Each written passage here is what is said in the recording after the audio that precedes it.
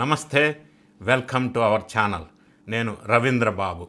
ఆంధ్రప్రదేశ్ మాజీ ముఖ్యమంత్రి పులివెందుల ఎమ్మెల్యే జగన్ రెడ్డి గారు వర్కింగ్ ఫ్రమ్ బెంగళూరు అయినప్పటికీ అప్పుడప్పుడు ఎప్పుడో ఒకప్పుడు గుర్తొచ్చినప్పుడు తాడేపల్లి ప్యాలెస్కి రావటం, పర్యటనలు చేయటం, ఆ పర్యటనలో రప్ప అవటం, సింగయ్య లాంటి వాళ్ళు చనిపోవటం, ఇటువంటి దుర్ఘటనలు సాధారణంగా జరుగుతున్నటువంటి సంఘటనలు.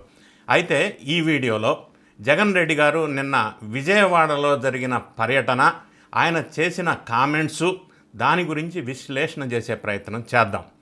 ఈ వీడియో చివరి వరకు స్కిప్ చేయకుండా చూడండి. నచ్చినట్టయితే లైక్ చేయండి, మీ ఫ్రెండ్స్కి షేర్ చేయండి. అయితే జగన్ రెడ్డి గారు నిన్న విజయవాడ భవానీపురం పరిసర ప్రాంతాల్లో ఇళ్ళు ఏదైతే కూల్చి వేయబడ్డాయో సుమారుగా 42 ఇళ్ళు అక్రమ నిర్మాణాలు అంటూ ఈ మధ్యకాలంలో సుమారుగా 2 వారాల క్రితం అవి కూల్చివేయబడ్డాయి. కూల్చివేసిన సంఘటనలో సుప్రీంకోర్టు స్టే ఉన్నప్పటికీ కూల్చేశారు అనేది బాధితుల ఆరోపణ. సరే, దాంట్లో పూర్వాపరాలు, బాధితులకి నష్టం జరిగింది, పోలీసులు అత్యుత్సాహం ప్రదర్శించారు, ఎవరు కరెక్టు ఎవరు తప్పు ఒప్పు అనేది మనం విశ్లేషణ కాకుండా ఈ నేపథ్యంలో ఈ బాధితులంతా జగన్ రెడ్డి గారికి కలిసి విన్నవించుకోవటం అనేది వాళ్ళు చెప్తున్నటువంటి మాట.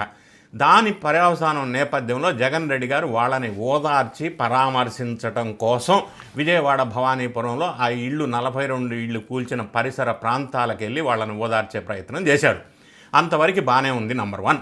నంబర్ 2, ఇంతకు ముందులాగా పర్యటనలో ఎటువంటి దుర్ఘటనలు జరగలేదు. ఒకటి.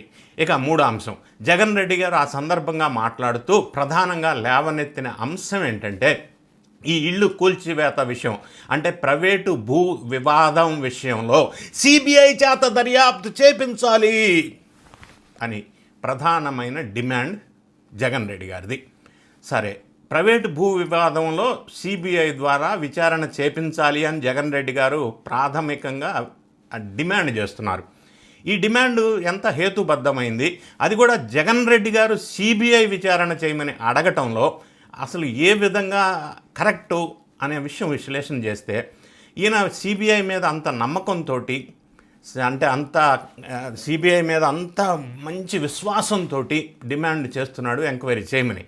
మరి అదే కరెక్ట్ అయితే మరి ఈయన జగన్ రెడ్డి గారు అక్రమాస్తుల కేసులో దాదాపుగా 12 సంవత్సరాల నుంచి బెయిలు జీవితం గడుపువిస్తున్నటువంటి జగన్ రెడ్డి గారు ఆ కేసు సిబిఐ దర్యాప్తు చేస్తూ ఉంటే, మరి సిబిఐ మీద దర్యాప్తు సంస్థ మీద విశ్వాసం ఉన్నటువంటి జగన్ రెడ్డి గారు సిబిఐకి సహకరించి ఆ కేసు విచారణ త్వరితగతిన పూర్తయ్యే విధంగా మరి విశ్వాసం ఉంటే సహకరించాలి కదా.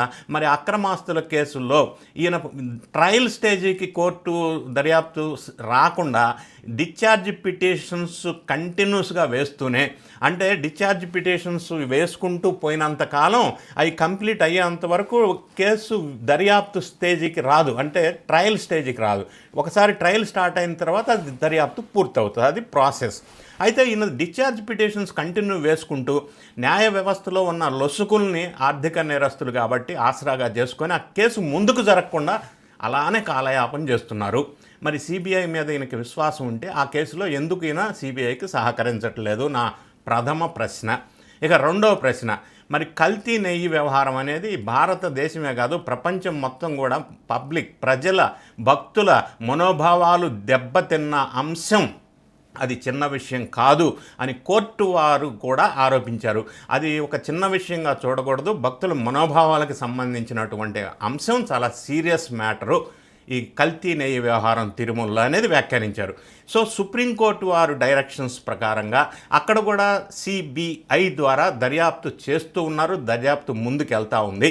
ఈ నేపథ్యంలో జగన్ రెడ్డి గారు ఆ కల్తీ నెయ్యి వ్యవహారాల్లో సిబిఐ దర్యాప్తుకి సహకరించకుండా అక్కడ ఉన్న అక్యూజ్డ్ నిందితుల్ని మరి వెనకేసుకొస్తూ సపోర్ట్ చేస్తూ ఆ కేసు విషయంలో ఉన్న వాళ్ళని వెనకేసుకు రావడం, ఆ సిబిఐ దర్యాప్తుకి సహకరించకుండా ఉండటం ఒక పార్ట్ అయితే, ఆ సిబిఐ దర్యాప్తు సంస్థ అధికారుల్ని వాడు అన్న మాటలు ఈ మధ్యకాలంలో ప్రెస్ మీడియాలో మాట్లాడిన సందర్భం.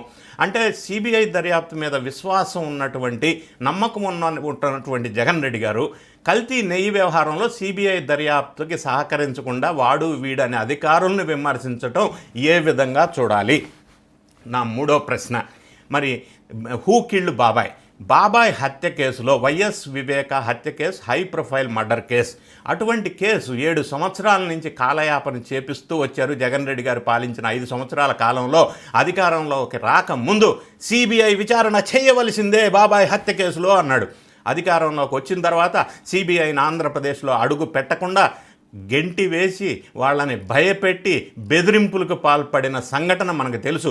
వైఎస్ అవినాష్ రెడ్డిని విచారణ చేయాలని సిబిఐ బృందం వస్తే అప్పట్లో కర్నూలు హాస్పిటల్లో వాళ్ళ తల్లిగారి ఆపరేషన్ అని చెప్పి అస్వస్థతకు గురి అయ్యారని చెప్పి కర్నూలు హాస్పిటల్ దగ్గర హంగామా చేసి సిబిఐ వాళ్ళని తరిమి కొట్టి వాళ్ళని దర్యాప్తుకి సహకరించకుండా చేసిన సందర్భం ఒకటైతే, సిబిఐ ఆఫీసర్గా ఉన్నటువంటి రామ్ సింగ్ మీద, సునీతమ్మ వాళ్ళ భర్త మీద తప్పుడు కేసు బనాయించటం, అది తప్పుడు కేసు అని నిర్ధారణలో కూడా తేల్చేయటం కోర్టు వారు.